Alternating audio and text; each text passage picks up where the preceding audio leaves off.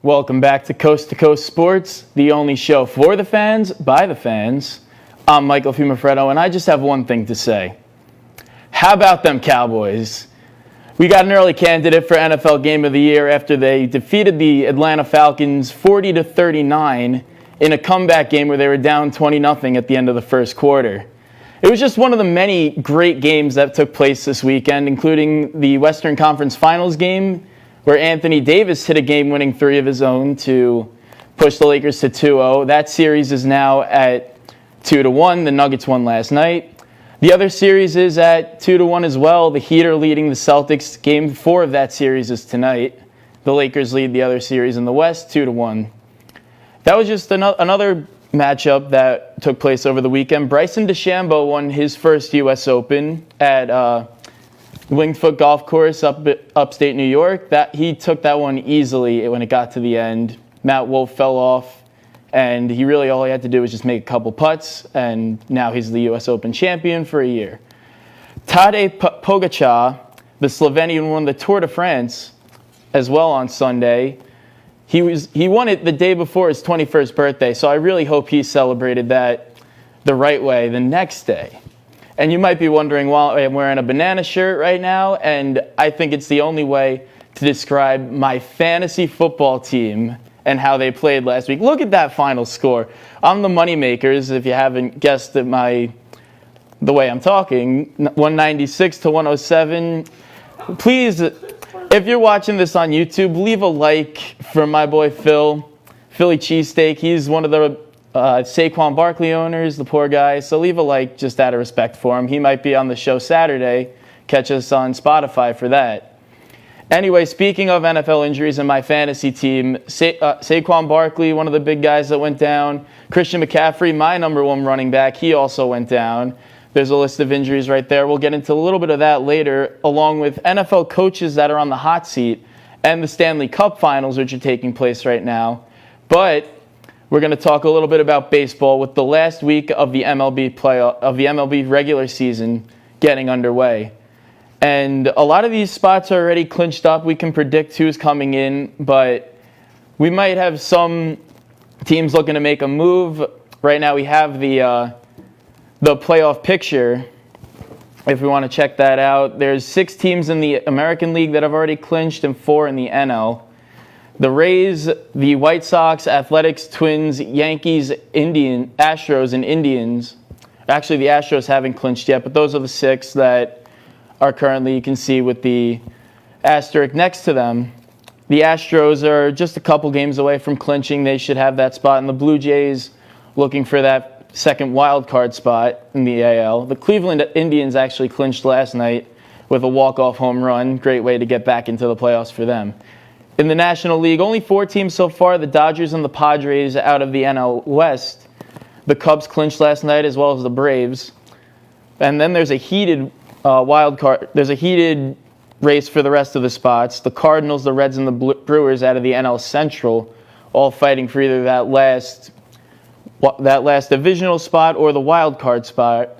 The Marlins just close enough to clinching that 6th seed and the second spot in the East. I don't know if the Phillies can catch them.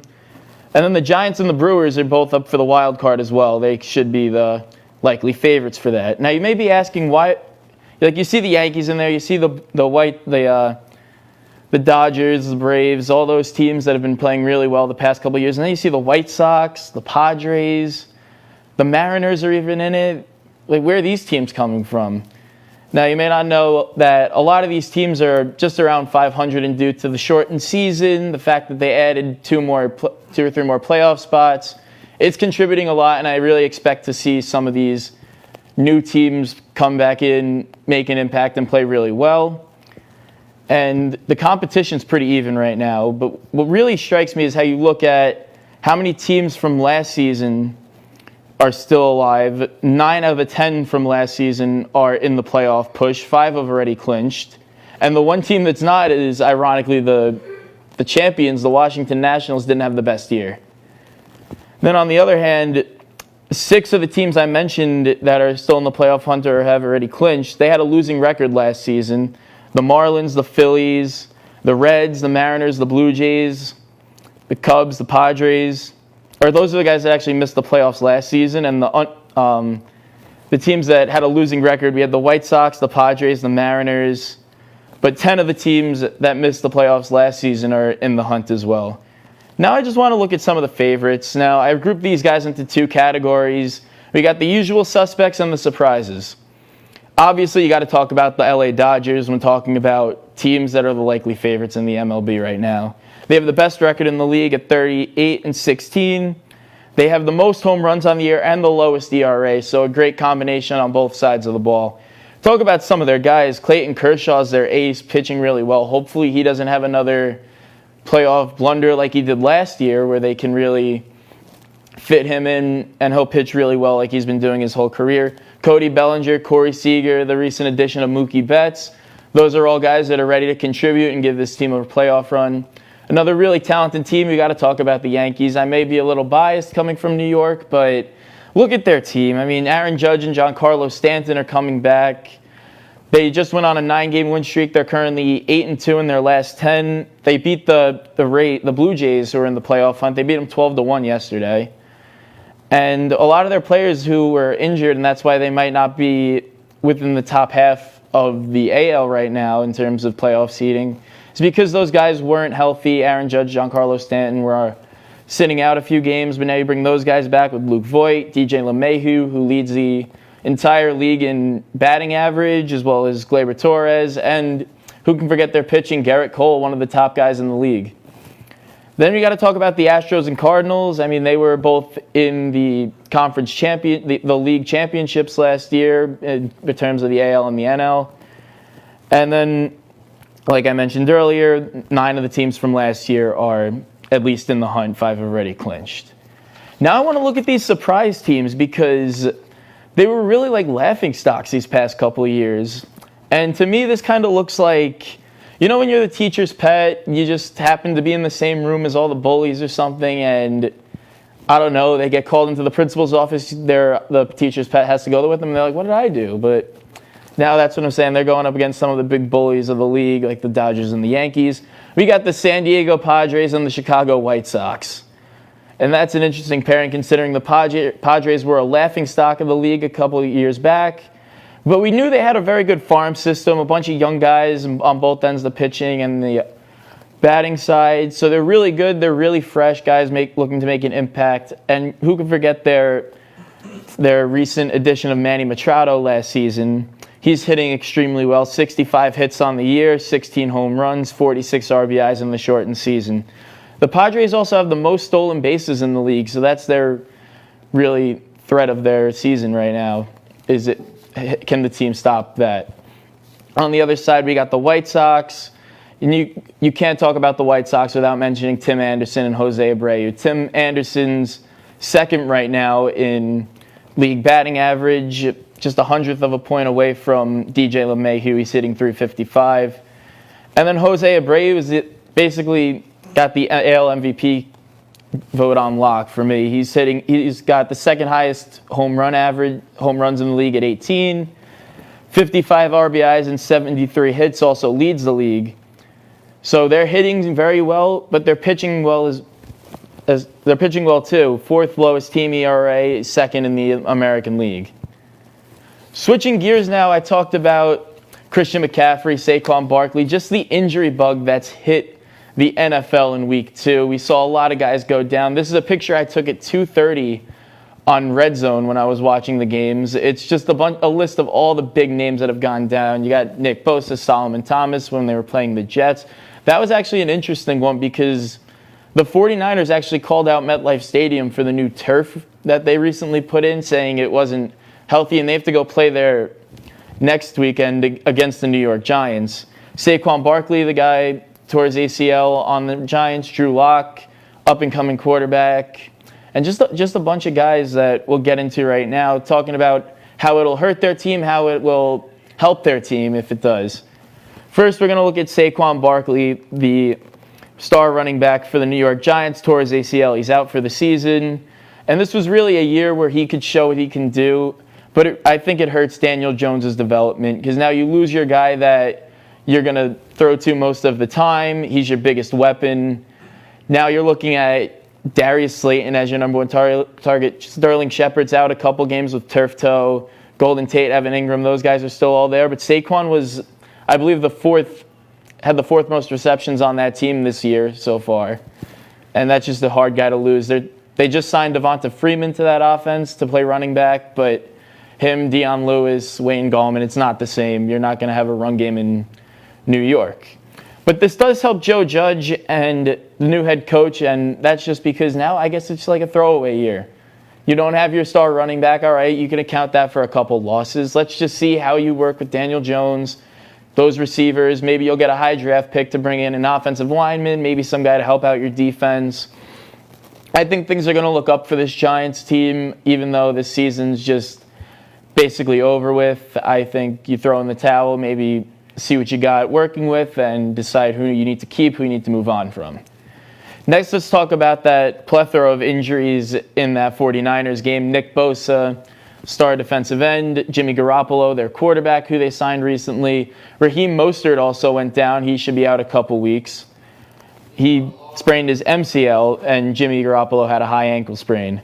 But this really does not bode well for the entire 49ers team, the team that won the NFC last year, blew a lead in the Super Bowl. They really were looking to build on that this year.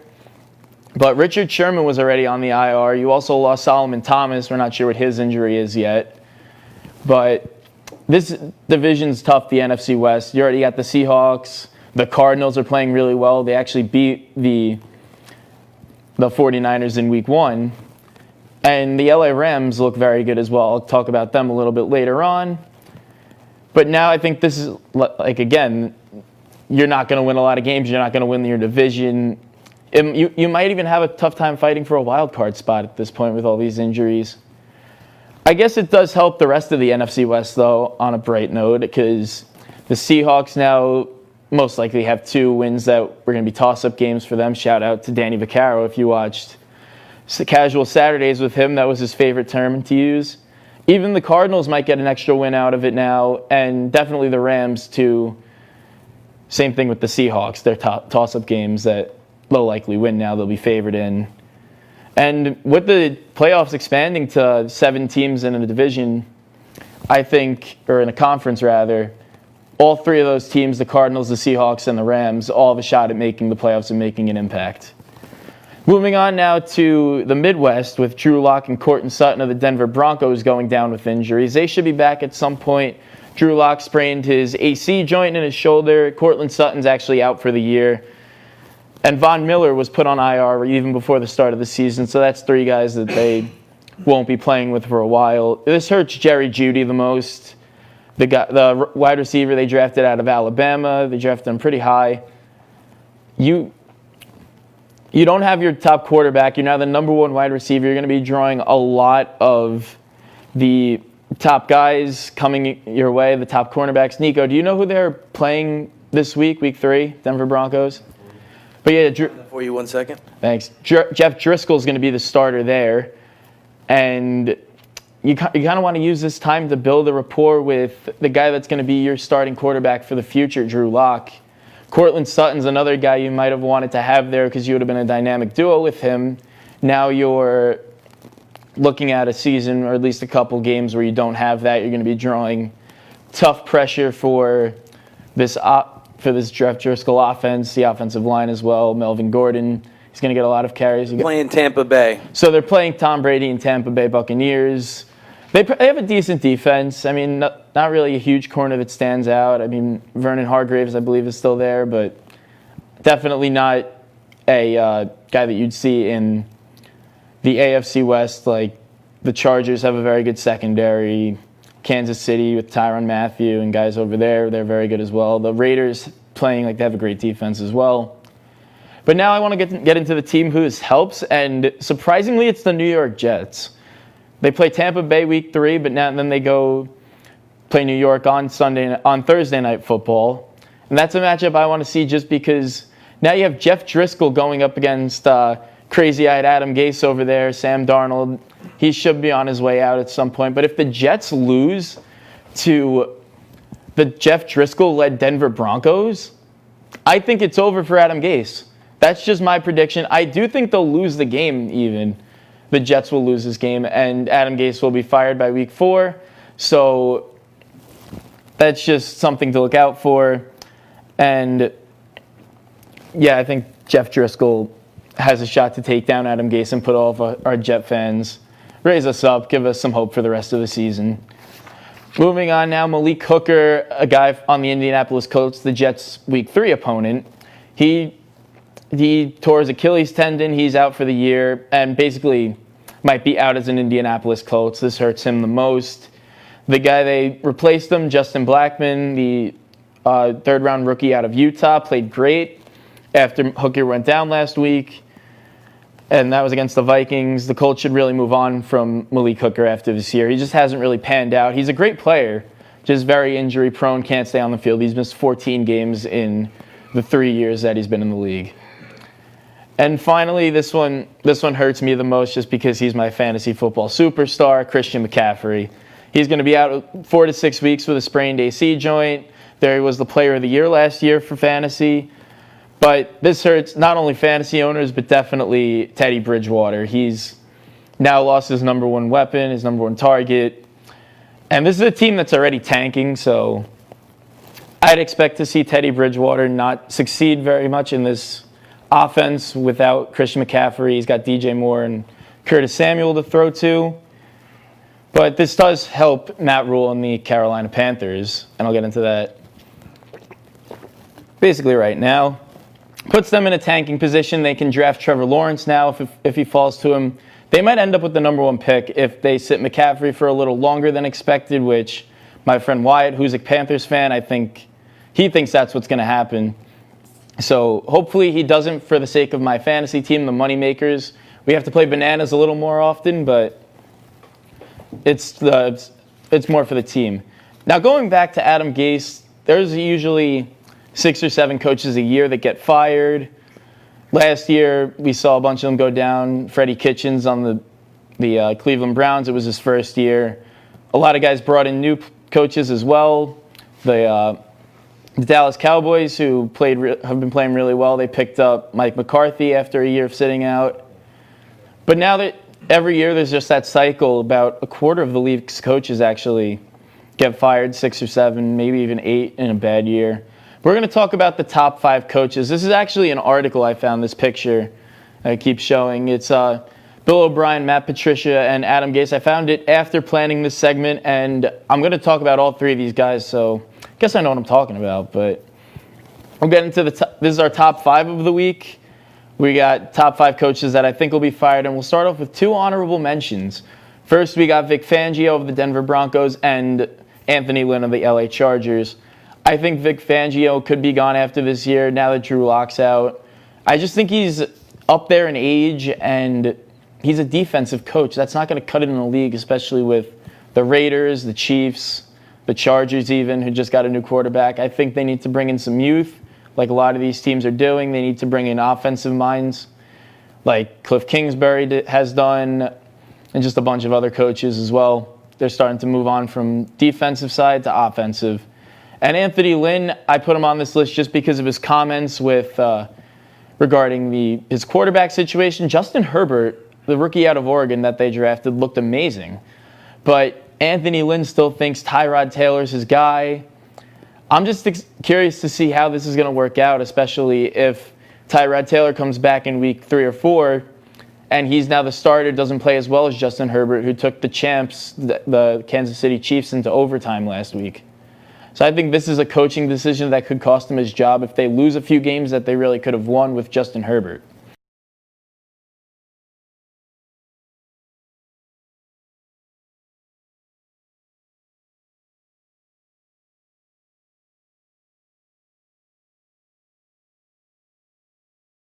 Yeah, so let's get into our top 5 then. Starting off at number 5, Jacksonville Jaguars head coach Doug Marrone. And this guy's his name's been thrown out there a while.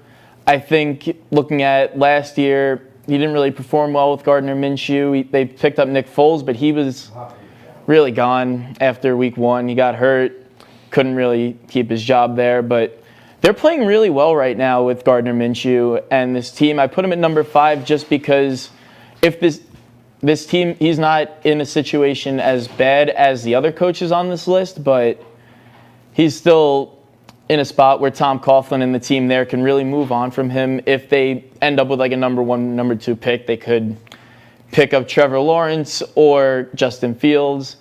It just seems like a perfect time, really, to move on from coach and a quarterback duo that hasn't really succeeded. You're going to bring in those guys. You have a very good run game with James Robinson now. He's been really showing out. The receiving core looks great. Come on. I think you could talk. Draft picks next year. Yeah, it's week 2. Come on. What do we need to know this week? Fantasy. Who's the sleep? But yeah, it seems like a perfect time. Moving on to number 4, we have Bill O'Brien, the infamous coach/GM of the Houston Texans. This is a guy I've wanted gone for a while. I really don't think he's gotten it done there. They keep losing in the playoffs, and right now they're 0-2. I mean, I get it. They played the Chiefs and the Ravens, the 2 arguably favorites in the whole league right now to win it all. But that's the problem. You lost to the Chiefs and the Ravens, who you're going to be playing in the playoffs. Like, you can play for the 3rd seed all you want. You can get into the playoffs all you want. But then you got to play those guys. They got crushed by both teams. I don't think he can succeed. Don't even get me started. He traded away DeAndre Hopkins, one of the best receivers, for washed-up David Johnson and a bag of chips.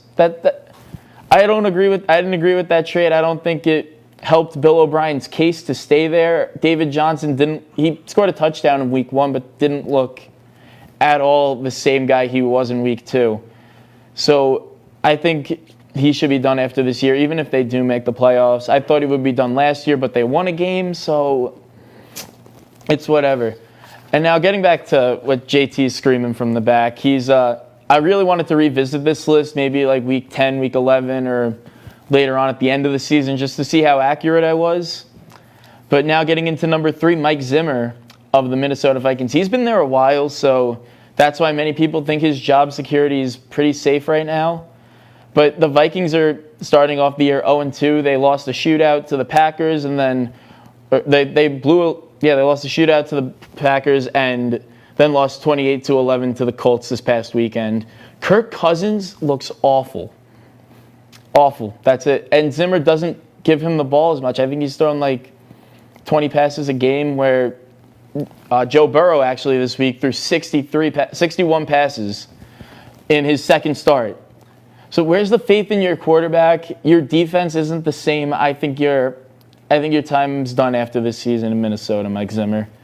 Moving on, Matt Patricia, the coveted defensive coordinator under Bill Belichick for a while in New England, brought in to coach the Detroit Lions, and it just hasn't worked out for him. He's 9-24-1 in his head coaching with Detroit. The team just isn't good. They haven't really worked out. Their teams aren't there, and they've been the worst team in the NFC North each year he's been the coach. So I think it's time for them to move on as well. But you know it was coming. Number 1, Adam Gase. And do I really need to spend that much time on him? I already talked about how he's getting fired after week 4.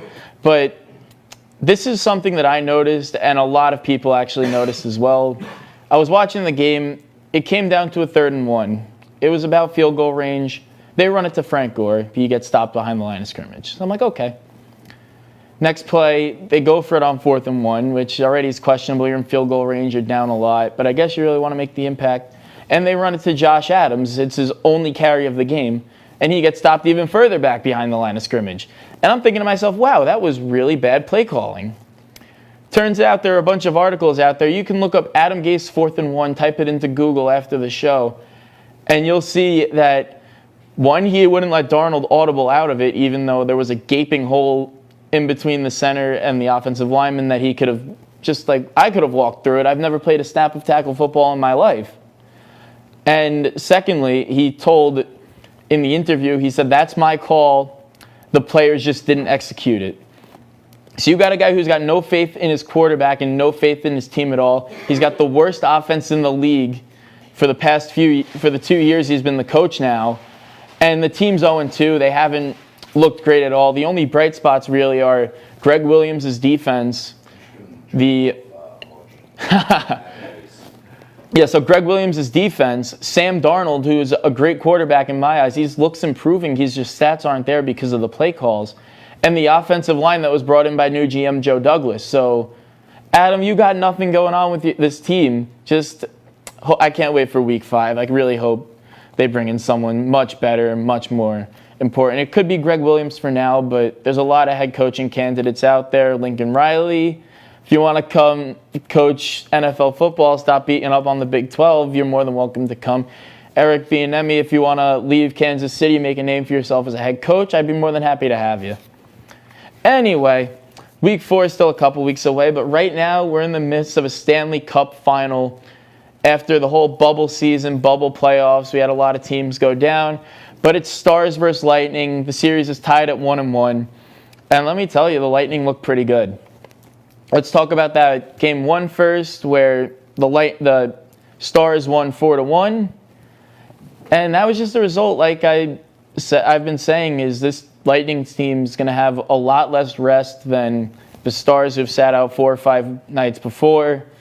The Lightning were in a bloodbath against the Islanders, took that series to 6 games. But yeah, they won 4-1. The Lightning really didn't look in it at all. The head coach, John Cooper, even said his team, after looking at them through 40 minutes of play at the end of the second period, they looked like they didn't even need to shower after the game. That's just, you could tell they weren't really playing their best. They were a little tired. But then they brought it back in Game 2, and that's what I really think is going to be the more telling game of the series. You had, they scored 3 goals in the first period and just looked the better team throughout. Andre Valzavecki was the goalkeeper for them. He held the Stars off with 28 saves. This goalie matchup actually looks pretty interesting. You got Anton Kubidon for the Stars. He had 35 saves in Game 1 as well. Both teams on the losing ends of the game made pretty significant rallies in the third period of both games, which got both people nervous, but the goalies really stood up and made the necessary stops to win.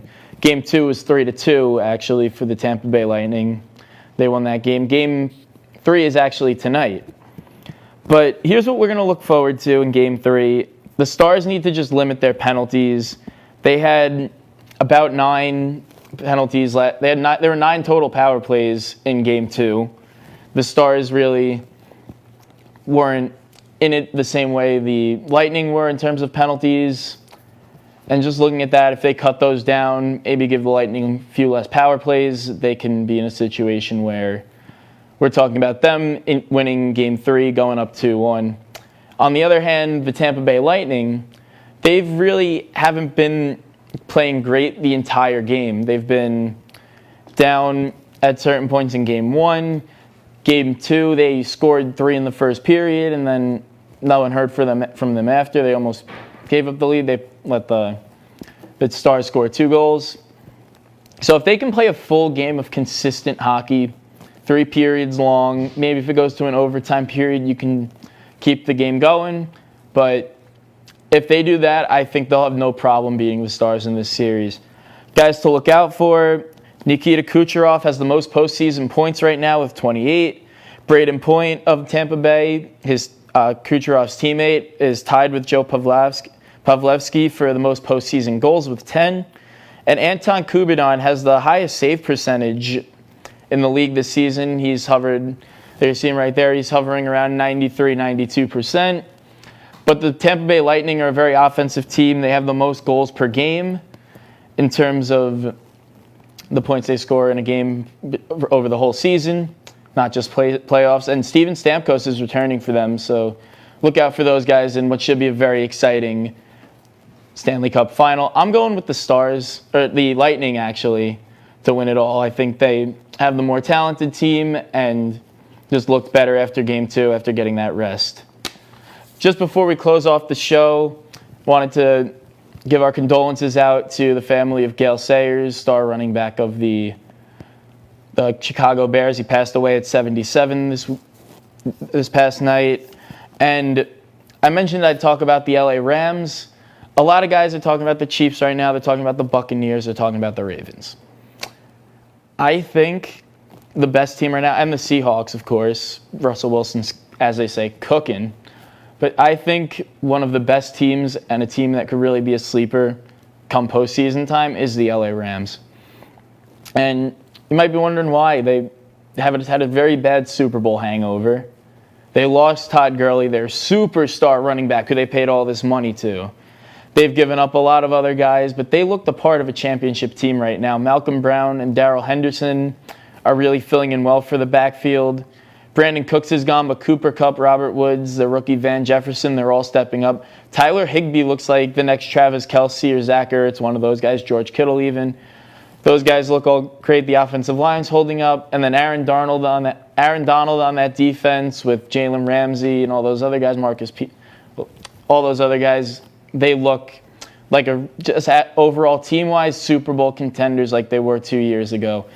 Sean McVay is still one of the top coaches in this league. I feel like a lot of people just forgot about him after last year. Jared Goff's playing extremely well. They're 2-0 right now. And when you can beat a team like the Eagles, who many people expected to really be one of the top contenders this year, I think you can hang with the best of them, the Seahawks in your division, the Cardinals.